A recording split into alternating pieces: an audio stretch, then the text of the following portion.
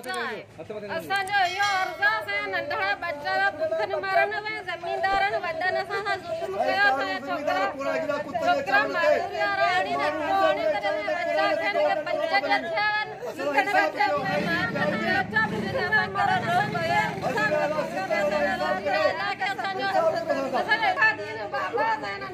पंज जथन पूरे करे उनके मारे कुत्ता करो मारे कुत्ते ने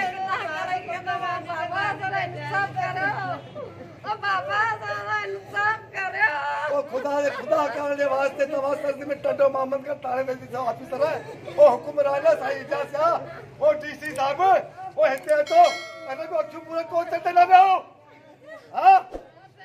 को चटे ना हेते नहीं सो गरीब ना के हालता मजदूरी आ रहेगा तो के ये न करे पानी आए ना भले भले मीरा बच्चा पानी छड़ा पानी जोड़ के उतर ना खड़ी दादा पानी आने कुत्ता था ऐसे इंसाफ करो ओ हुक्मरान ने सवाल हुक्मरान है ओ कुरान पलाद ना कुरान पलाद ओ मानू ना एसपी का बंद करो को प्रशासन सब को बनो मानुआ हां पर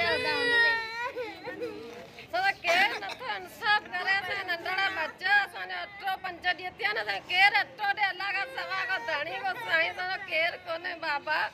अरे इंसाफ करो ना को एसपी किदा आया या भाई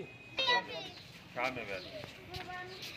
नको शायद तो नको गोय तो न बाबा वड्डा बस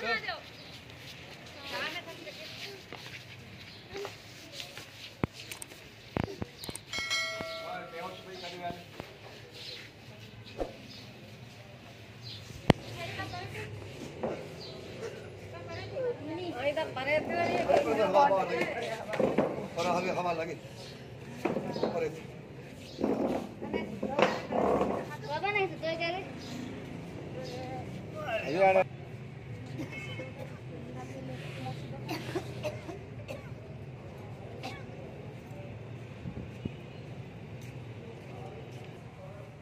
बनने के प्यार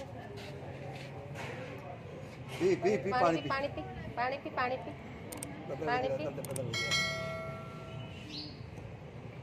जोर न जज जोर न दे छडीस मसलो आसी गरीब मानू थडन वारा पंदलायूं थे ए घुनी कप सा ए जान मोहम्मद भट्टी मोटर उते सी वेठा आयूं ही जो को है कीरियो उन पासे का जमीन है ए ही मोटर तो उन जो कीरियो मोटर सा घर के पासे का है ए वो मोटर जो को है सो 4-5 डी ना खजी ओलो मोटर ला केर खणी वियो खुदा के खबर हो व्यासा कुत्ता वठी आया कुत्ता असांजे घर में अची गिड़िया ऐं असां उनखे चइबो आहे वड़ वेस क़ुर जेको तव्हां असां वांगे वेसायूं चङा मटा जंहिंमें बि इतबार करियो पर उहो कुतनि जे चवण ते ॿधी जी थाणे में उनखे उहा उन जो एसपी बि जेको मुंहिंजे ख़्याल में कीरियो आहे ऐं फिरियादी बि कीरियो हाणे हुन ते पुलिस खे पैसा ॾियो मार कुट करियो उनखे क़बूल पिया कराइनि त क़बूल करियो असांखे छॾियूं पोइ उहो चवनि था छोकिरो हिकिड़ो चवे थो त जेकॾहिं असांखे केतिरो मार कई न पोइ असां हरूभर जो अॻे भरे ॾियूं पुलिस ज़बरदस्ती ऐं एसपी ज़बरदस्ती फिरियादी ज़बरदस्ती उनखे सची पिया कराइनि पर उन का शइ आहे त कोन्हे मूंसां इंसाफ़ करियो क़ुर सदके टटे मोहम्मद खान ताणे ऑफिसर जे हुकुमरान हुजो बचन वारा हुजो अवां जा बचन था बि जेको वही गुज़रे तव्हांजे क़दुरु पवे पर अवां जे बचन था अलाह रसूल अवां खे बचाए सबके मुस्लमानों कह कर सर्दी में सोची साथी